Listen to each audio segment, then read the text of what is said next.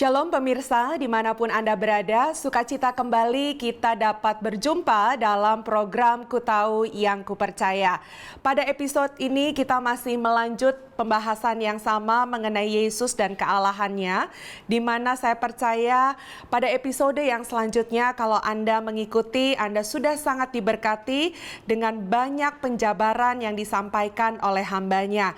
Karena kami banyak menerima pertanyaan-pertanyaan, siapakah Yesus, mengapa dia disebut Allah, lalu mengapa dia disebut juga anak Allah. Dan pada episode-episode ini kita akan banyak diberikan pengertian yang terkait dengannya. Untuk itu tetaplah setia di program acara kami. Dan jangan lupa seperti biasa kirimkan SMS Anda yang berisi saran, komentar atau pertanyaan-pertanyaan di mana kami akan senantiasa berupaya untuk menjawab setiap pertanyaan Anda. Hambanya, Bapak Pendeta Ezra Soru akan kembali memberkati kita di program acara Ku Tahu Yang Kupercaya.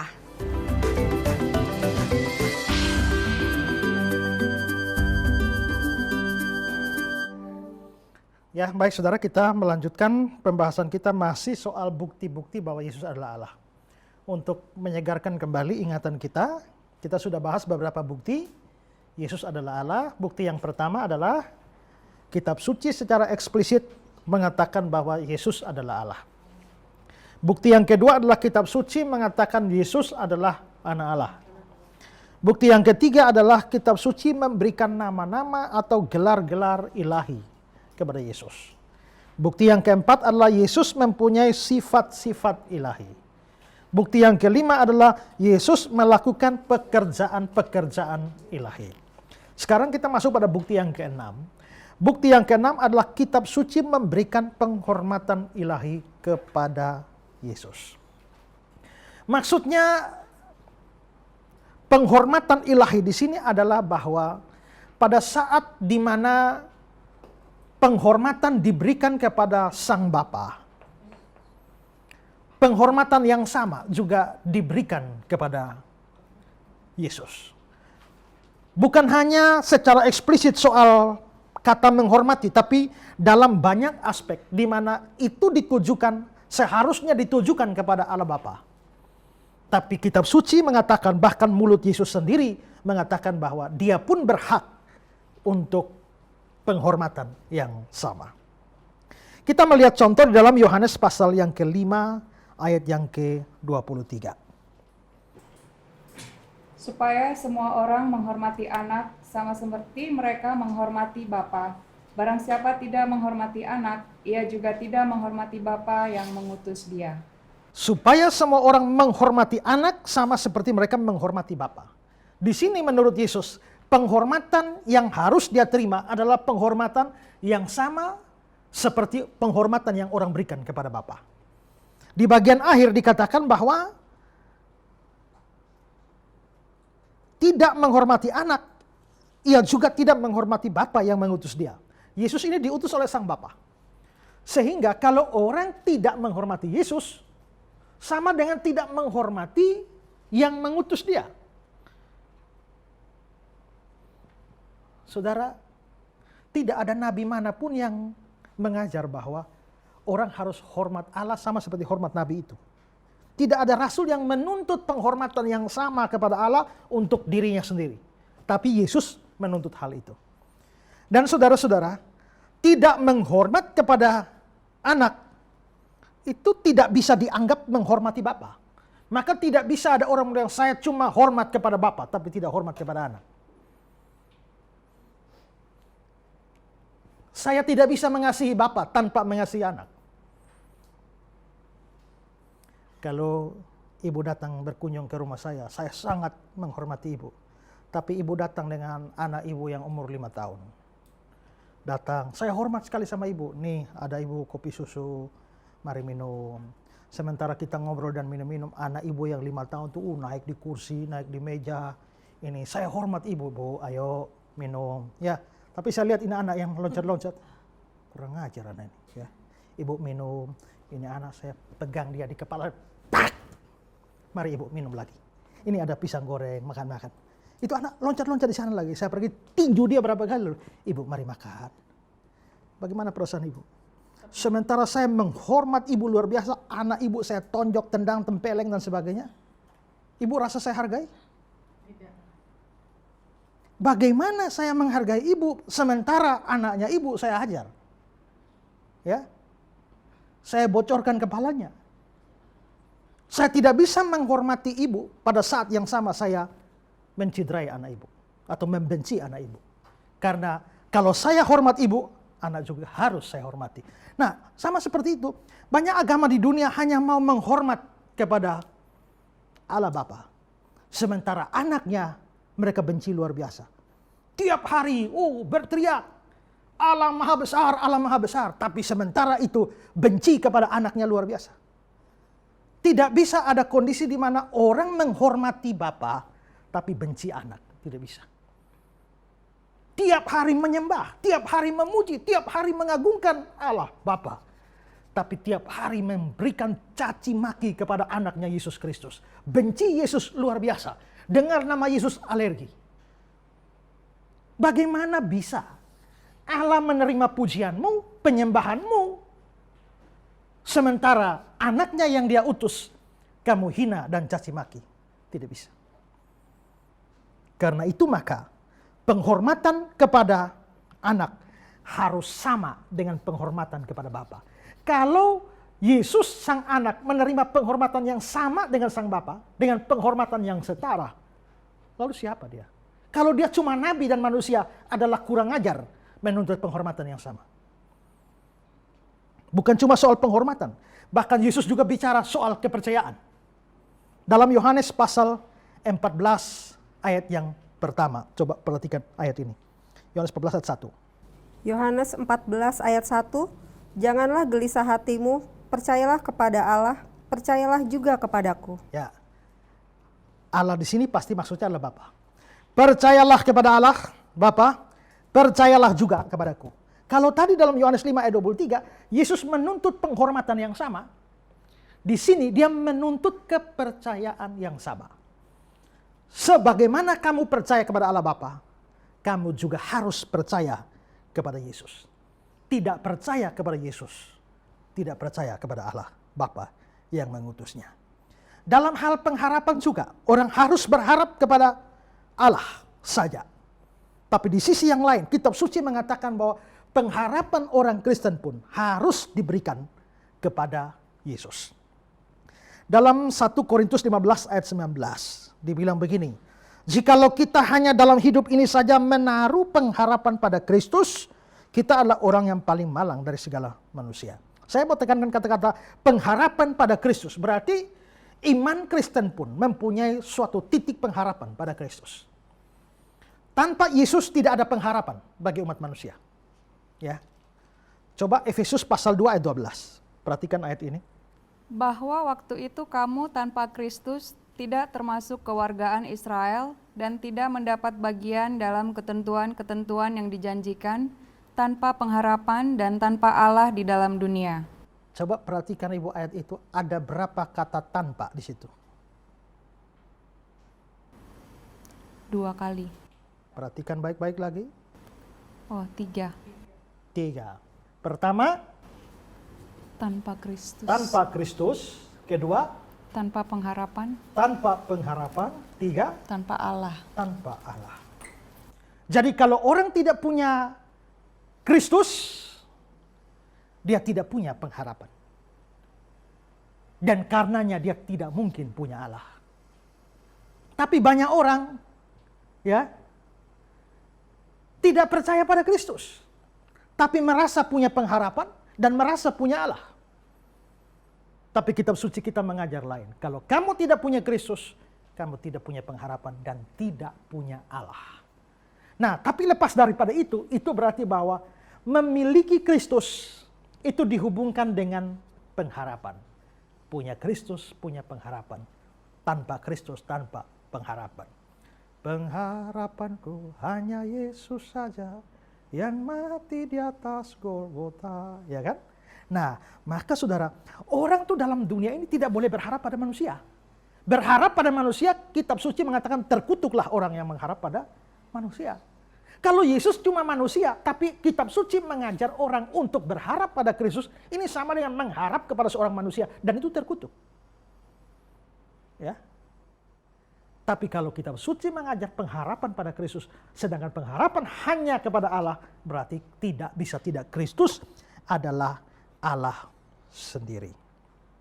Lalu, dalam aspek yang lain lagi, kita bisa melihat bahwa dalam sejumlah ayat, Yesus disebutkan secara bersama-sama dengan Bapa maupun juga pribadi lain, yakni Roh Kudus. Disebutkan atau disejajarkan dengan dua pribadi itu.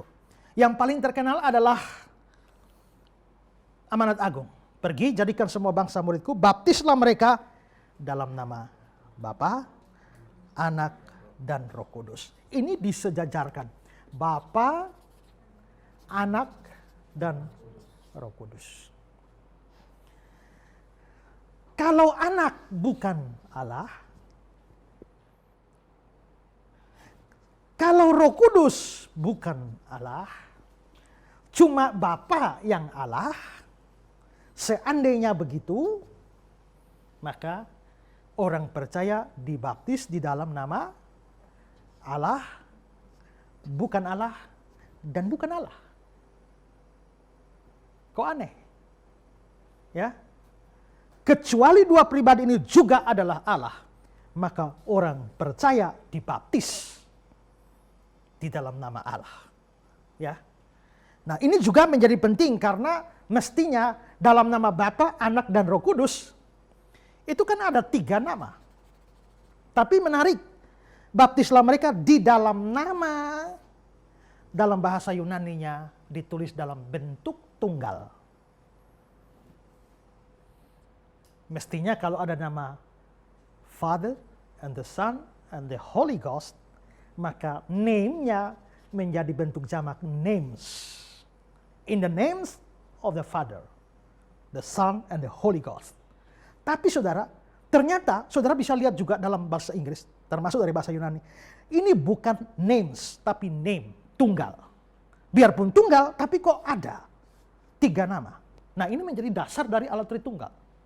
Ya, bahwa biarpun ada 3 pribadi di sini, tapi itu bukan 3 nama, tetapi 1 nama, dan ini berkaitan dengan hakikat, sehingga menjadi dasar dari doktrin Allah Tritunggal. Juga dalam formula doa berkat yang diberikan Paulus, coba lihat 2 Korintus 13 ayat 13. Kasih karunia Tuhan Yesus Kristus dan kasih Allah dan persekutuan Roh Kudus menyertai kamu. 3 lagi disebut, Tuhan Yesus Kristus, Allah Bapa, dan Roh Kudus menyertai kamu. Berarti bahwa terlepas dari pembicaraan soal Roh Kudus, itu berarti bahwa Sang Anak atau Yesus ini, kok namanya dalam beberapa konteks penting disejajarkan dengan Sang Bapa yang adalah Allah. Maka dengan demikian kesejajaran itu menunjukkan bahwa Yesus pun adalah pribadi Allah. Sampai di sini ada yang mau bertanya? Saya, Pak. Ya.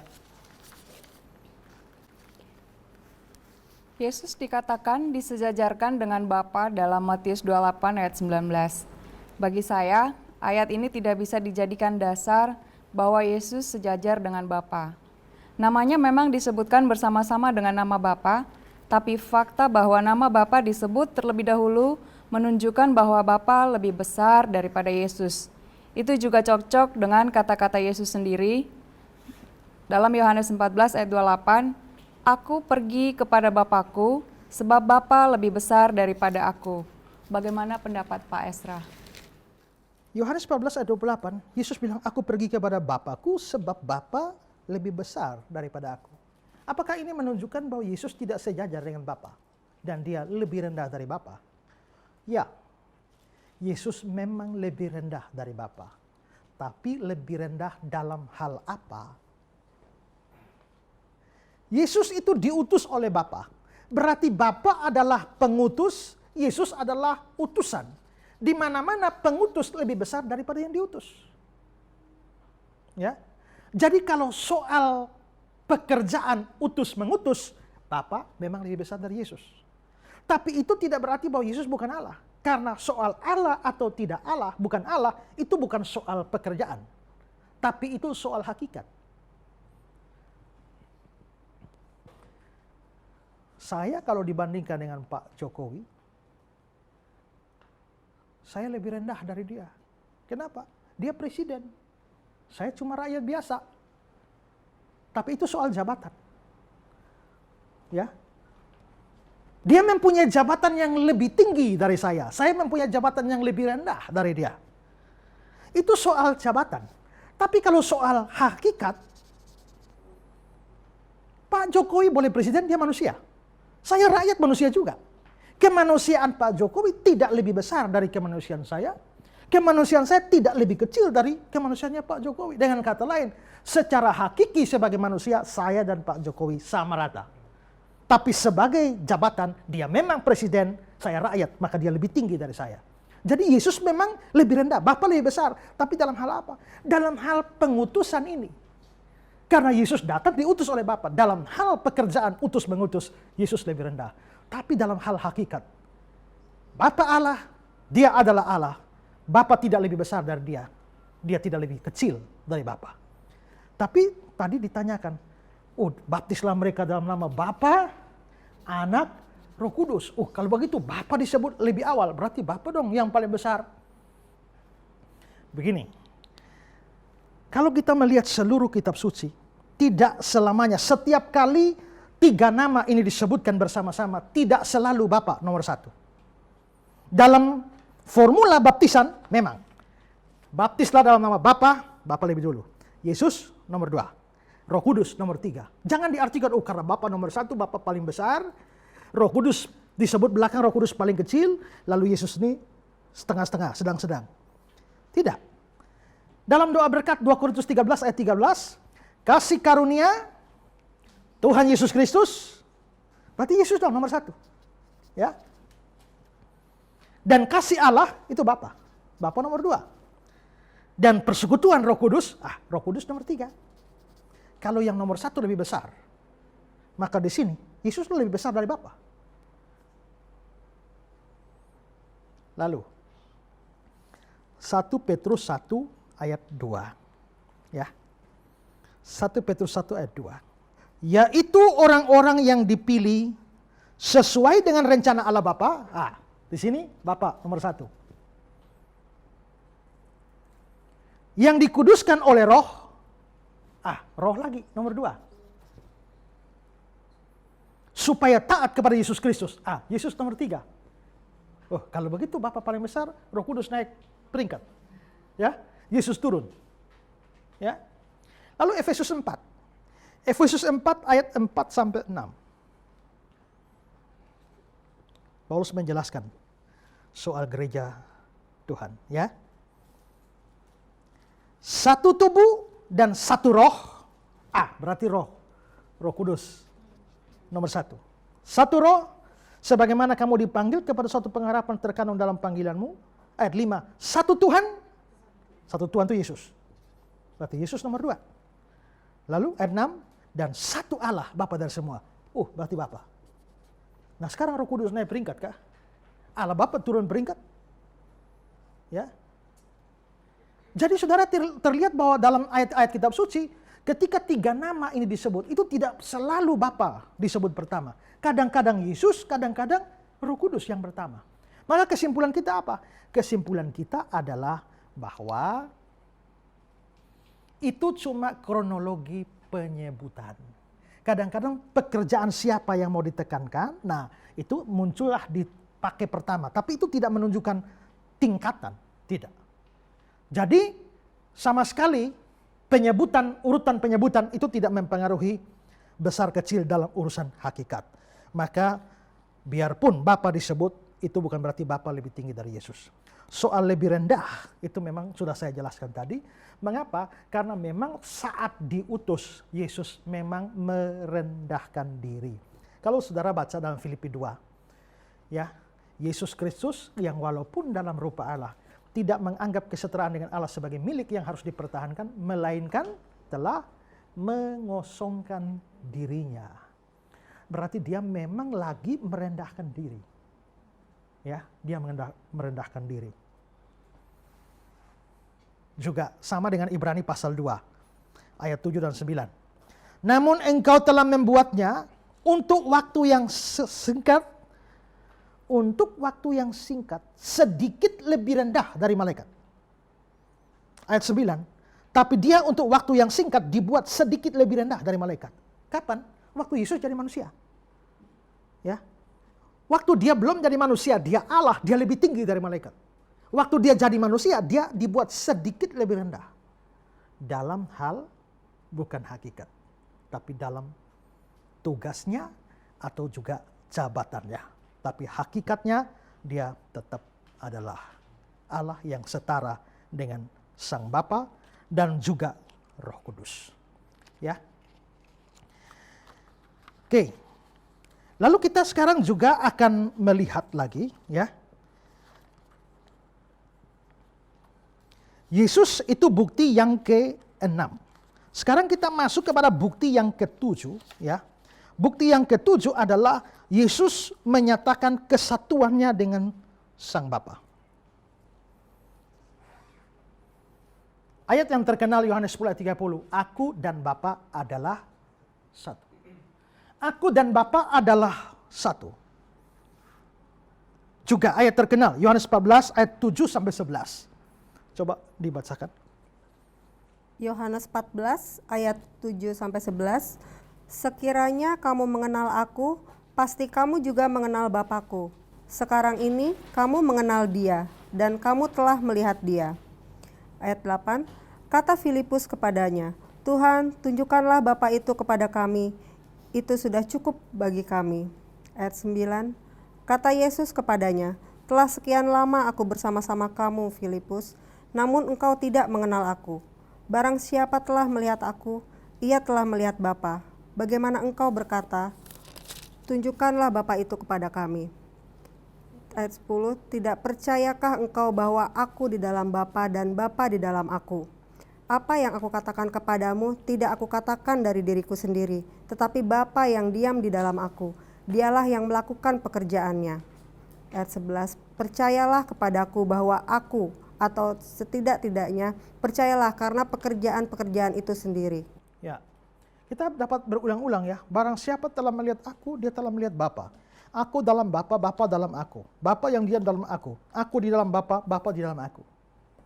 Ini menunjukkan kesatuan, tapi bukan kesatuan pribadi. Karena itu jangan anggap Bapa adalah Yesus, Yesus adalah Bapa. Itu salah. Itu tetap pribadi yang berbeda, tapi satunya apa? Satu hakikatnya. Ya, ini memang perlu dijelaskan kalau kita bahas soal doktrin Allah Tritunggal. Karena kalau Yesus itu sama dengan Bapa, terus waktu Yesus berbicara dengan Bapa, itu bicara dengan diri sendiri. Lalu kalau Yesus sama dengan Bapa, waktu Bapa mengutus Yesus, mengutus diri sendiri. Tidak, itu dua pribadi yang berbeda. Tapi kesatuan di sini itu adalah kesatuan hakikat. Dan ini kesatuannya luar biasa. Aku di dalam Bapa, Bapa di dalam aku. Saudara coba pikir, pernah tahu tidak? Apa yang bisa ada di dalam sesuatu, lalu sesuatu itu ada dalam apa itu? A di dalam B, B dalam A. Coba saudara pikir, saudara berada di dalam sesuatu, dan sesuatu itu berada dalam saudara. Saya berada dalam mobil, dan mobil berada dalam saya. Loh, kalau saya berada dalam mobil, mobil tidak bisa ada dalam saya. Kalau saya ada dalam ruangan ini tidak bisa ada dalam saya. Tapi, aku dalam Bapa, Bapa dalam aku. Ini bagaimana? Saya mikir ini repot. Panjang sekali. Baru tahu ketika saya cuci piring. Ya, mau cuci piring, saya ambil spons, masuk ke air. Lalu saya angkat sponsnya, air keluar dari spons. Pertanyaannya, spons itu yang masuk ke air atau air yang masuk ke spons? Spons masuk ke air atau tidak?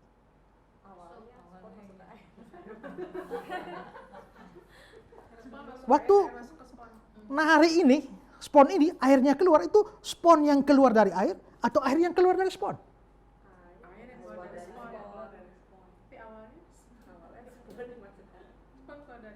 Ya kan? Berarti spon masuk ke air, air juga masuk ke spon. Spon keluar dari air juga keluar dari spon. Jadi spon masuk ke dalam air yang masuk ke dalam spon, dan spon keluar dari air yang keluar dari spon. Nah, kira-kira gambarannya seperti itu. Tapi air dan spon itu berbeda. Tapi menyatu sedemikian rupa. Yesus dan Bapa itu punya kesatuan yang unik. Nah, orang-orang saksi Yehova kalau ditanya seperti ini, dikasih ayat ini, jawab mereka mengatakan, memang Yesus satu dengan Bapa, tapi satu apa? Mereka bilang itu bukan satu hakikat, satu tujuan. Itu jawaban orang saksi Yehova. Bahwa Yesus itu punya tujuan yang satu dengan Bapa. Kalau Bapa bilang ke kiri, Yesus juga ke kiri. Bapa bilang ke kanan, Yesus ke kanan. Tidak bisa Bapa ke kiri, Yesus ke kanan. Maka itu satu tujuan. Tapi saudara, ini salah. Kenapa? Kenapa tafsiran itu salah? Karena nanti saudara baca dalam Yohanes 10 ayat 31, gara-gara Yesus mengatakan bahwa dia satu dengan Bapa, orang Yahudi mau merajam dia dengan batu. Nah, kalau Yesus hanya bilang aku dan Bapa satu tujuan, alasan apa mau rajam dia? Ya. Kalau saudara bilang saya mau satu dengan Allah dalam tujuan, apa salahnya? Tapi orang Yahudi mengerti. Yang Yesus maksudkan dengan satu, itu satu hakikat. Dan waktu menyatakan satu hakikat dengan Bapa, itu sama dengan mengatakan dirinya Allah. Gara-gara itulah mereka mau hukum mati dia. Atau lempar dengan batu sampai mati. Ya. Dan karenanya mereka anggap itu sebagai suatu penghujatan. Dalam Yohanes pasal 10 ayat 33. Itu penghujatan. Jadi Yesus waktu menyatakan kesatuannya dengan Bapa, yang dia maksudkan memang kesatuan hakikat. Bukan satu pribadi dengan Bapa, bukan satu tujuan dengan Bapa, walaupun itu benar, tapi dalam ayat-ayat itu yang dia maksudkan adalah satu hakikat. Sekarang bukti yang ke-8. Bukti yang ke-8 bahwa Yesus adalah Allah adalah kitab suci memerintahkan penyembahan terhadap Yesus. Di bagian awal saya sudah menyinggung pertanyaan yang paling banyak diajukan oleh orang Islam. Di mana ada ayat yang mengatakan, Yesus mengatakan, aku adalah Allah, atau akulah Tuhan. Tapi sebenarnya pertanyaan itu ada sambungannya. Di mana ada ayat yang mengatakan, aku adalah Allah, akulah Tuhan dan sembahlah aku. Kalau saudara cari ayat di mana Yesus mengatakan sembahlah aku, memang tidak ada ayat itu. Tapi saya sudah katakan bahwa iman Kristen itu dari seluruh kitab suci, bukan cuma kata-kata Yesus sendiri, ya. Nah, sekarang coba saudara baca Ibrani pasal 1 ayat 6. Ibrani 1 ayat 6, dan ketika ia membawa... Stop di situ. Dan ketika Ia ini siapa? Allah. Coba lanjutkan kalimatnya. Ketika ia membawa pula anaknya. Oke. Ketika ia membawa pulang anaknya. Kalau begitu ia ini siapa? Allah Bapa. Allah Bapa membawa pula anaknya, ini Yesus. Ya, lanjut. Ulang saja kalimatnya. Dan ketika ia membawa pula anaknya yang sulung ke dunia, ia berkata, semua malaikat Allah harus menyembah dia. Semua malaikat Allah harus menyembah dia. Bapa menyuruh seluruh malaikat sembah Yesus. Kalau Yesus cuma nabi, maka Allah sedang menyuruh malaikat sembah nabi. Kalau Yesus cuma malaikat, maka Allah sedang menyuruh semua malaikat sembah malaikat. Dan itu sesuatu yang tidak benar. Ya. Sehingga kalau Bapa sendiri menyuruh semua malaikat harus menyembah Yesus. Tidak bisa, tidak. Yesus harus Allah sendiri. Memang Yesus mengatakan sembahlah aku, tidak ada ayat begitu. Tapi anehnya, tiap kali Yesus disembah, dia tidak pernah tolak. Dia tidak pernah tolak. Ya. Dalam Matius 14 ayat 33, Dan orang-orang yang ada di perahu itu menyembah dia. Katanya, sesungguhnya engkau anak Allah. Mereka sembah dia. Yesus tidak tolak. Juga Matius pasal 28. Ya. Pada waktu dia mau terangkat ke surga. Tiba-tiba Yesus berjumpa dengan mereka. Dan berkata, salam bagimu.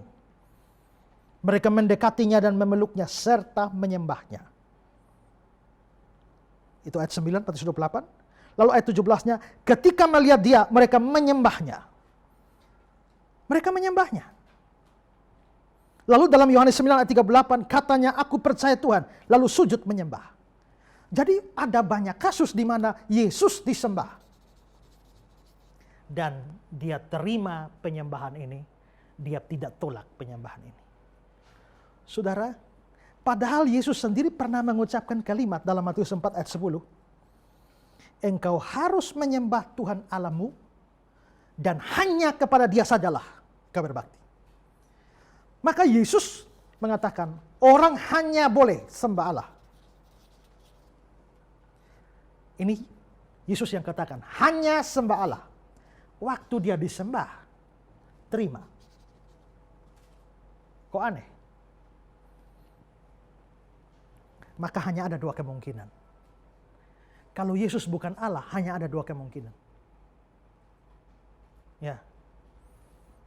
Atau kasus ini, peristiwa ini memberikan dua kemungkinan. Pertama, dia bukan Allah, dia ngajar hanya sembah Allah, tapi begitu disembah kok terima. Berarti dia ini mau mengambil haknya Allah. Maka Yesus yang bukan Allah tapi mau terima sembah untuk Allah, ini kurang ajar. Atau kemungkinan kedua, dia bilang hanya boleh sembah Allah, waktu disembah dia terima karena memang dia Allah. Pilih mana?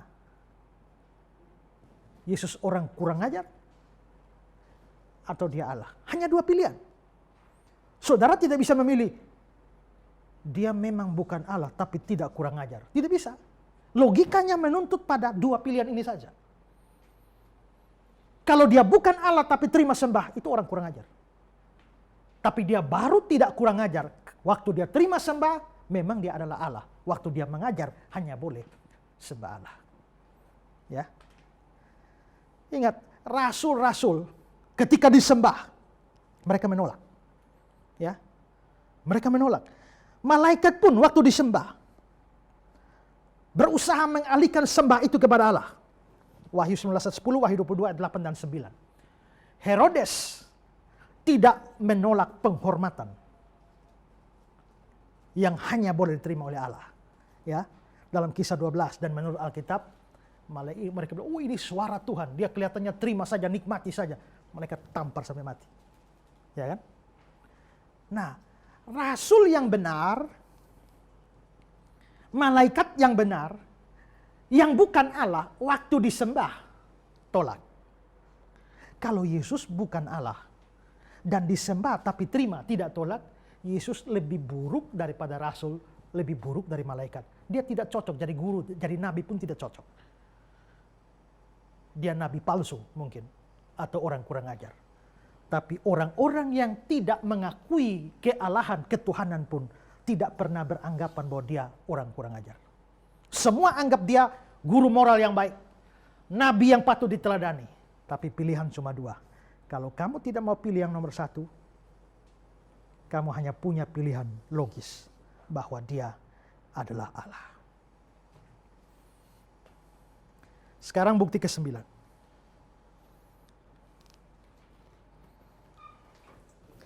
Bukti 9 ini menarik. Coba baca Matius 8 ayat 28 dan 29. Matius 8 ayat 28 dan 29 ayat 28. Setibanya di seberang, yaitu di daerah orang Gadara, datanglah dari pekuburan dua orang yang kerasukan setan menemui Yesus. Jadi ini orang kerasukan setan. Setan yang berkuasa atas orang ini. Sehingga nanti kalau orang ini ngomong, itu bukan dia lagi, tapi setannya yang ngomong. Terus? Mereka sangat berbahaya, sehingga tidak seorang pun yang berani melalui jalan itu. Ayat 29, dan mereka itu pun berteriak katanya, Apa urusanmu dengan kami, hai anak Allah? Adakah engkau kemari untuk menyiksa kami sebelum waktunya? Jadi setannya ngomong pada Yesus, apa urusan kamu dengan kami, hai anak Allah? Setan bilang Yesus anak Allah. Saya tanya, setan bisa jujur atau tidak?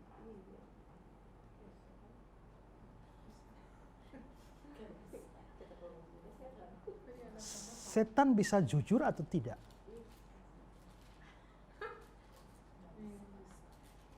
Kalau setan bohong terus, tidak ada orang percaya dia. Justru dia licik. Karena dia licik, dia tidak selalu bohong. Kalau Bapak ini bohong terus, tidak ada orang percaya Bapak. Tapi kalau sebentar Bapak bohong, sebentar jujur, jujur, bohong. Bohong, jujur, bohong. Itu lebih bahaya. Dan lebih berpotensi menipu. Ketimbang bohong terus. Kalau bohong terus, sekali omong, tidak percaya. Tapi kalau omongnya kadang-kadang benar, kadang-kadang bohong, waktu ngomong ini jangan-jangan benar nih. Ya, maka itu berpotensi menipu. Setan tidak selamanya bohong, saudara. Setan tidak sebodoh itu. Maka kadang-kadang setan ngomong benar juga. Contohnya di sini ini setan ngomong benar. Ya. Apa urusanmu dengan kami, hai anak Allah? Dan Yesus memang anak Allah. Berarti di sini setan jujur. Ya. Yesus anak Allah. Setan mengakui dia anak Allah.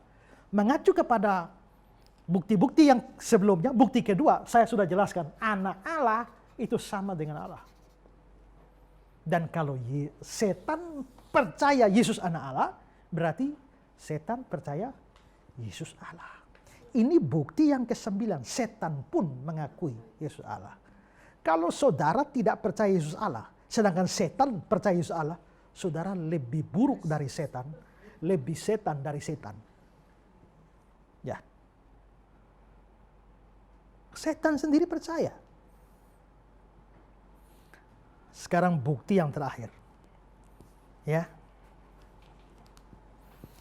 Bukti yang terakhir adalah bahwa secara logis, pengakuan Yesus bahwa dia, pengakuan secara implisit bahwa dia adalah Allah, itu menyisakan satu kesimpulan. Bahwa pengakuannya itu benar. Saya sudah menunjukkan ya, banyak bukti bahwa dia adalah Allah. Dan dari pernyataan-pernyataannya secara implisit dia adalah Allah. Nah saudara, ini di sini ada satu hal yang penting. Dan argumentasi yang dibangun oleh seorang apologet Kristen namanya C.S. Lewis. Dia memberikan satu gambaran seperti ini.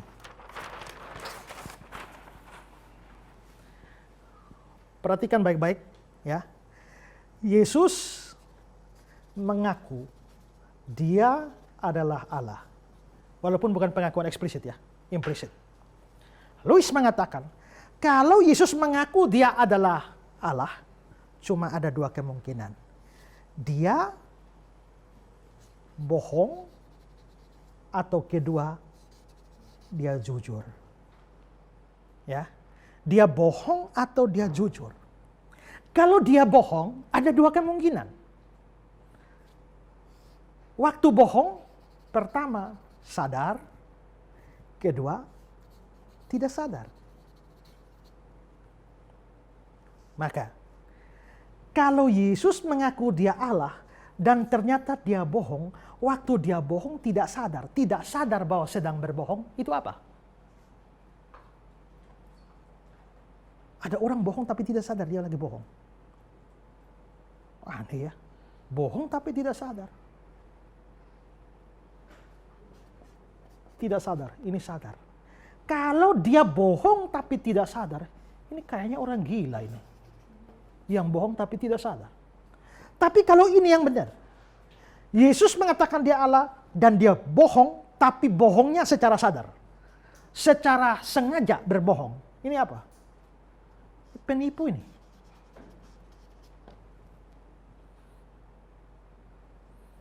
Atau kemungkinan yang dia jujur. Dia mengatakan dia Allah dan dia jujur.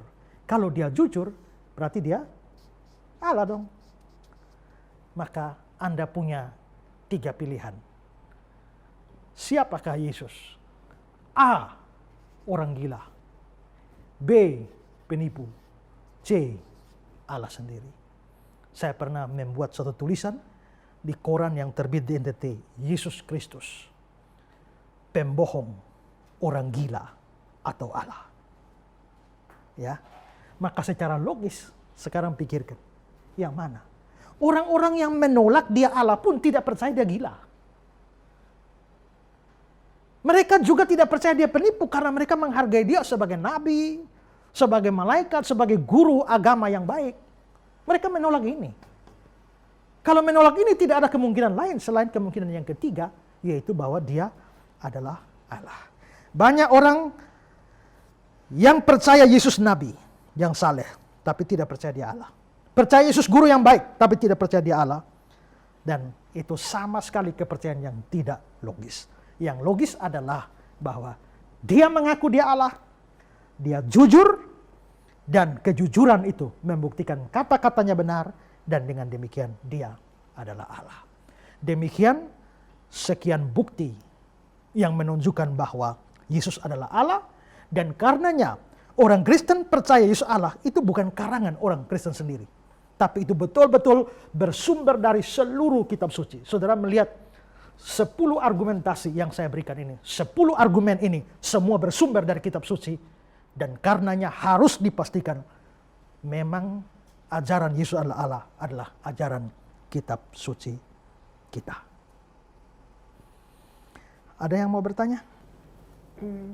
Pak Esra, Ya. ada anggapan bahwa Yesus baru diangkat menjadi Tuhan pada Konsili Nisea tahun 325. Bagaimana kita menjawab tuduhan seperti ini? Ya, itu banyak tuduhan. Saksi Yehova pun dari kalangan agama Kristen, saksi Yehova juga mengatakan begitu. Bahwa Yesus baru diangkat jadi Tuhan tahun 325. Irene Handono yang mengaku sebagai mantan biarawati Katolik, yang lalu jadi mualaf, juga bikin acara dan mengatakan bahwa Yesus baru dilantik jadi Tuhan tahun 325. Sanihu Munir yang pernah debat dengan saya juga mengatakan Yesus baru SK ketuhanan Yesus baru dikeluarkan tahun 325. Ya, sekarang kita di 2018.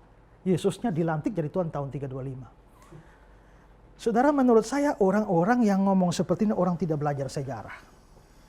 Juga tidak belajar kitab suci. Tadi saya sudah tunjukkan bahwa Yesus disebut sebagai Allah bahkan dari zaman Perjanjian Lama. Dari kitab Yesaya pasal 9 ayat 5, itu Yesaya hidup 750 tahun sebelum Yesus lahir. Jadi 750 tahun sebelum Yesus lahir, ini kan Yesaya. Yesus lahirnya di sini. Tahun 325 itu di sini. Yesus sudah disebut sebagai Allah di sini. Bagaimana bisa baru diangkat di sini? Kedua, waktu Yesus lahir pun. Coba Ibu baca Lukas pasal 2 ayat 11. Lukas pasal 2 ayat 11. Hari ini telah lahir bagimu juru selamat, yaitu Kristus, Tuhan di kota Daud. Hari ini telah lahir bagimu juru selamat, yaitu Kristus, Tuhan. Berarti waktu dia lahir di abad pertama pun itu sudah disebut sebagai Tuhan.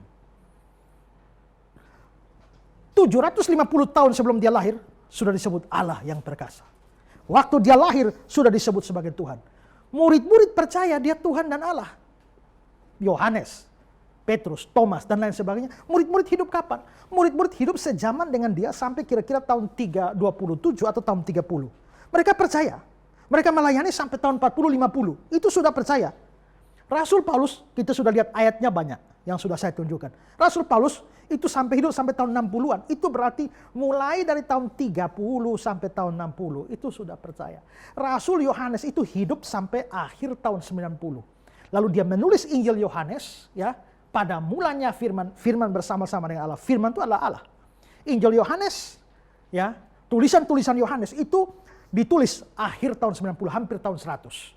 Dan setelah itu kitab suci lengkap. Itu berarti mulai dari 750 tahun sebelum Yesus lahir sampai 100 tahun setelah Yesus lahir, kepercayaan bahwa Yesus adalah Tuhan atau Allah itu sudah ada.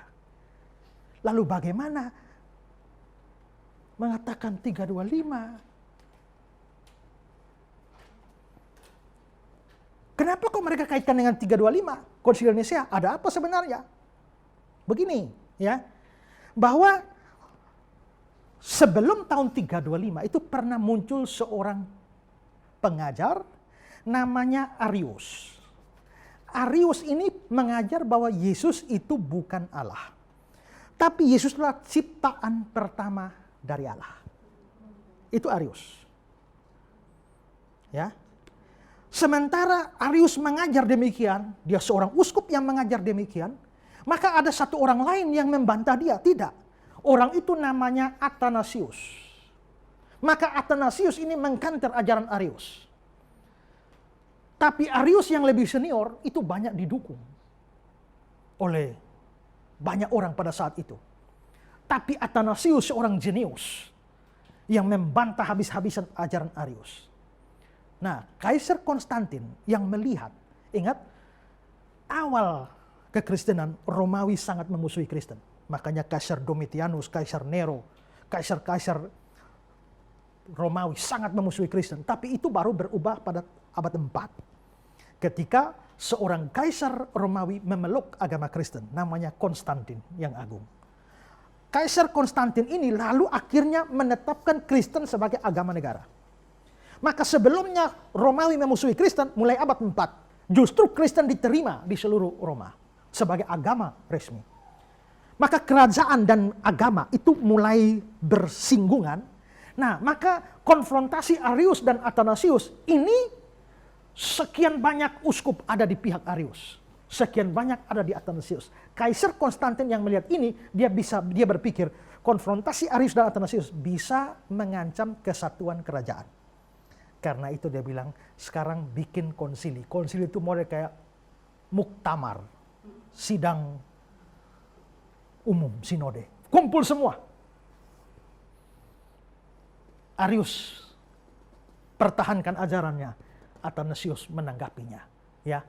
Dan dalam adu argumen yang panjang selama berbulan-bulan itu, akhirnya diputuskan bahwa ajaran Arius adalah ajaran bidat itu aliran sesat. Dan ajaran Athanasius lah yang merupakan ajaran para rasul. Sementara Arius mengatakan Yesus bukan Allah, tapi ciptaan pertama dari Allah. Athanasius bilang Yesus itu adalah Allah. Karena sidang konsili itu dimenangkan oleh pihak Athanasius, maka sidang itu membuat apa yang dipercaya oleh Athanasius, yaitu Yesus adalah Tuhan, itu diresmikan sebagai ajaran gereja. Jadi bukan Yesusnya baru diangkat jadi Tuhan tahun 325.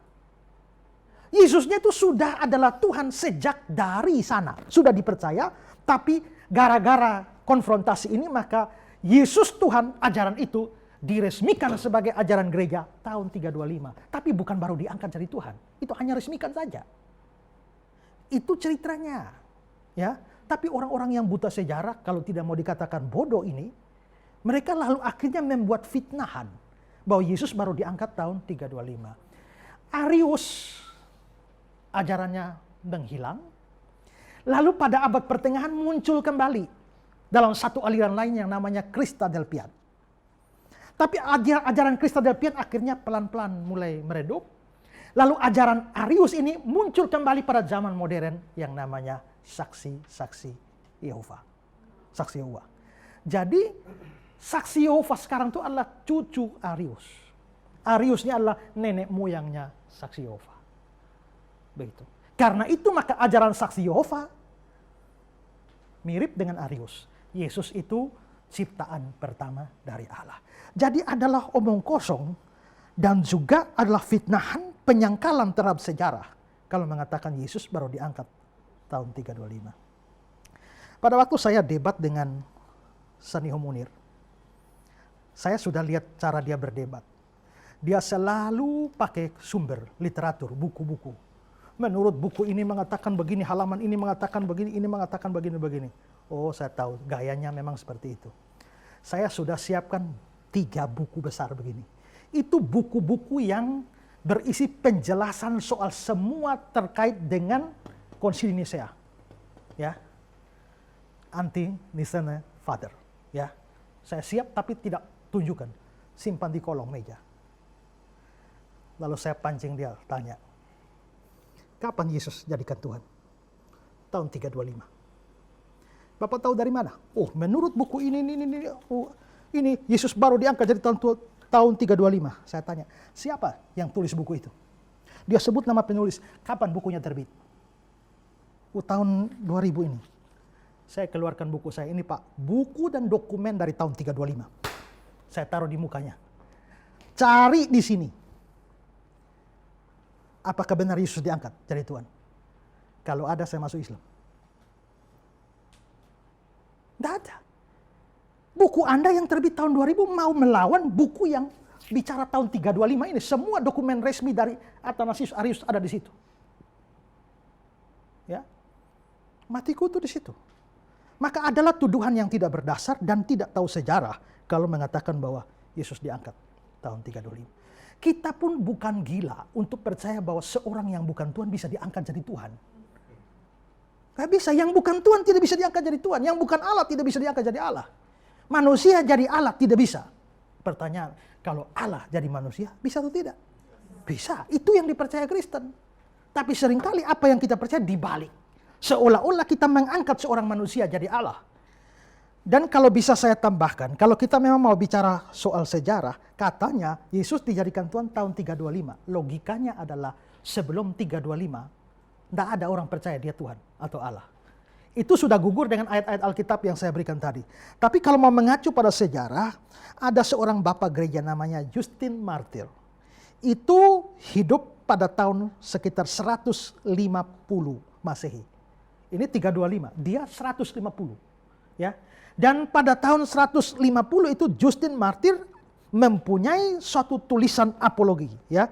Dan dia dalam tulisan apologinya, First Apology, chapter 63, dia menulis begini. Allah dari alam semesta memiliki seorang putra yang juga menjadi yang pertama dilahirkan dari firman Allah, bahkan Allah. Ini 150. Ini 325. Itu Justin Martyr. Lalu Justin Martyr mengutip Ibrani 1 ayat 8 untuk membuktikan kealahan Kristus. Tahtamu ya Allah tetap untuk seterusnya dan selamanya. Itu dalam dialog dia dengan Trypho, bab yang ke-56 bukunya, dia mengatakan begini. Oleh karena itu kata-kata ini, Ibrani 1 ayat 8 menyatakan dengan tegas bahwa ia, Kristus, disaksikan oleh dia yang menetapkan atau mengadakan segala sesuatu sebagai yang layak untuk disembah sebagai Allah dan Kristus. Maka 150 tahun 150 Justin Martyr sudah mengatakan demikian. Lalu ada bapak gereja yang lain namanya Irenaeus. Irenaeus itu pada tahun 180 lagi-lagi. Ini 325 dikatakan. Tapi ini tahun 180 Irenaeus menulis dalam buku apologinya juga. Dia mengatakan kalimat seperti ini.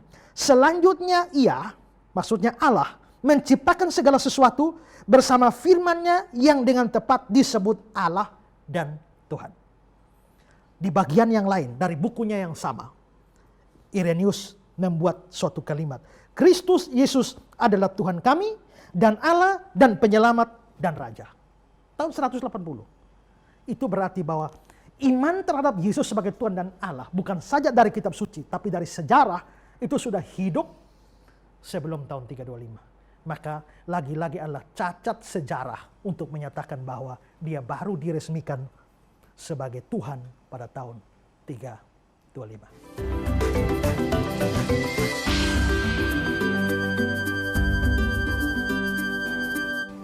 Pemirsa yang diberkati Tuhan, sudah cukup banyak bukti yang disampaikan tadi untuk menguatkan hati dan iman kita bahwa Yesus adalah Allah. Berbicara mengenai keberadaannya di mana tidak ada pribadi apapun yang seperti dia. Walaupun kita katakan ada nabi yang bisa bikin mujizat, tetapi Yesus bisa bikin mujizat lebih daripada nabi-nabi yang ada. Atau perbuatan-perbuatannya tidak bisa disandingkan dengan siapapun yang ada di atas muka bumi ini. Kiranya Anda menyaksikan dan mengikuti pembelajaran ini. Doa kami, menghasilkan sebuah keyakinan pada saat ini bahwa Yesus adalah Allah di dalam kehidupan kita. Nah, bagaimana keberadaan Yesus yang lain, di mana orang sering katakan Yesus itu juga manusia? Untuk itu tetaplah bersama kami karena episode-episode yang lain kita akan lebih lanjut lagi untuk membahasnya. Dan sekali lagi jangan lupa terus sampaikan komentar, pertanyaan, saran melalui SMS di nomor-nomor yang sudah tertera di layar kaca Anda.